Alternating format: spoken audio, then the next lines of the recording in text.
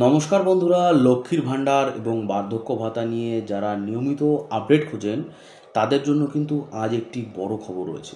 তো বর্তমানে কিন্তু রাজ্য সরকারের বার্ধক্য ভাতার জন্য মাসে যে ১,০০০ টাকা করে দেয়, কিন্তু এবার সেই টাকা বাড়িয়ে কিন্তু ১৫০০ টাকা করার একটি প্রস্তাব কিন্তু সামনে আসছে।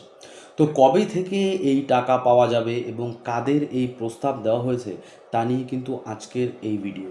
তো আপনারা যারা আমার চ্যানেলে নতুন, অবশ্যই চ্যানেলটিকে সাবস্ক্রাইব করে বেল আইকনটি প্রেস করে রাখুন এরকম ধরনের লেটেস্ট আপডেট পাওয়ার জন্য। তো রাজ্য সরকারের পক্ষ থেকে যে অভিযোগ করা হয়েছে যে কেন্দ্রের কাছে বাংলায় প্রায় ১,৭০,০০০ কোটি টাকা পাওনা রয়েছে, যা এখনও কিন্তু মেটানো হয়নি।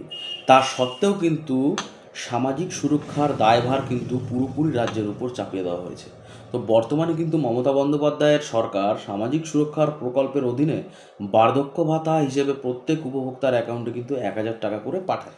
তো এখানে একটি বিষয় পরিষ্কার হওয়া দরকার, আপনারা যে ১,০০০ টাকা পান তার কিন্তু পুরোটা কিন্তু কেন্দ্র দেয় না। তো যাদের বয়স ৬০ থেকে ৭৯ বছর তাদের জন্য কিন্তু কেন্দ্র দেয় মাত্র ২০০ টাকা এবং রাজ্য সরকার দেয় কিন্তু ৮০০ টাকা। এই টাকা মিলেই কিন্তু আপনাদের কিন্তু ১,০০০ টাকা পুড়িয়ে কিন্তু দেওয়া হয়। তো যাদের বয়স ৮০ বছরের বেশি তাদের ক্ষেত্রে কিন্তু কেন্দ্র দেয় ৫০০ টাকা এবং রাজ্য সরকার দেয় ৫০০ টাকা। তো মোট এই ১,০০০ টাকা পুড়িয়ে কিন্তু ৮০ বছরের ঊর্ধ্বে যারা তাদের কিন্তু দেওয়া হয়। তো রাজ্যের প্রায় ২১ লক্ষ প্রবীণ ব্যক্তি এই ভাতা কিন্তু পেয়ে থাকেন।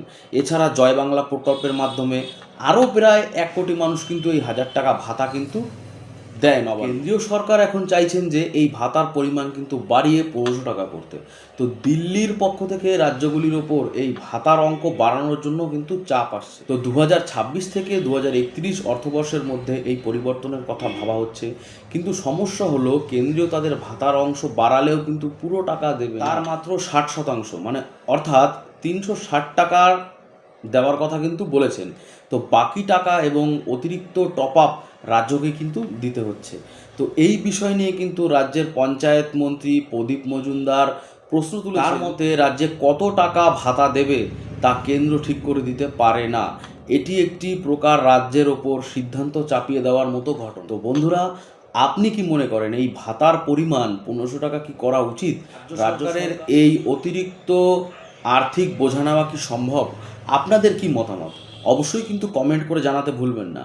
আর এই বিষয়ে যদি কোনো নতুন কোনো সরকারি আপডেট বা ঘোষণা কোনো কিছু যদি হয়ে থাকে আমি অবশ্যই আমার চ্যানেলে কিন্তু ভিডিও বানিয়ে আপনাদের আমি জানাবো। এবং আপনারা যদি আমার চ্যানেলে নতুন হয়ে থাকেন তাহলে অবশ্যই চ্যানেলটিকে সাবস্ক্রাইব করে বেল আইকনটি প্রেস করে রাখুন, যাতে এরকম ধরনের লেটেস্ট আপডেট আপনার যাতে কোনো রকম মিস না হয়। তো বন্ধুরা, সবাই সুস্থ থাকবেন, ভালো থাকবেন। আবারও দেখা হচ্ছে আপনাদের সাথে পরবর্তী কোনো ভিডিও।